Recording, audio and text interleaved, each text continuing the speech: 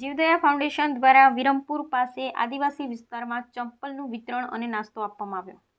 તારીખ 25/8/2024ના રોજ રવિવારે જીવદયા ફાઉન્ડેશન દ્વારા જીવદયા પ્રેમી ઠાકોરદાસ ખત્રી, પિંકીબેન ખડાલિયા સહયોગથી પાલનપુરથી હાથીદરા ગામ અને વિરમપુરથી અંબાજી સુધી આદિવાસી વિસ્તારના બાળકોને ચપ્પલનું વિતરણ કરવામાં આવ્યું હતું અને નાસ્તો આપવામાં આવ્યો હતો. અલગ અલગ જગ્યાએ આદિવાસી વિસ્તારના જરૂરિયાતમંદ બાળકોને ચપ્પલ અને નાસ્તો આપવામાં આવ્યા અને બાળકોના ચહેરા પર આવેલી સ્માઇલ જ અઢળક અનહદ આનંદ મળ્યા. બાળકો આનંદિત થઈ ગયા અને આશીર્વાદ આપ્યો. બાળક ખુશ થઈ ગયા હતા. આ સેવા કાર્યમાં જીવદયા પ્રેમી ઠાકોરદાસ ખત્રી, પિંકીબેન ખડાલિયા, તારાબેન ખડાલિયા, મનીષભાઈ પરમાર, પરાગભાઈ સ્વામી સહિતના ઉપસ્થિત રહી સહયોગી બન્યા હતા.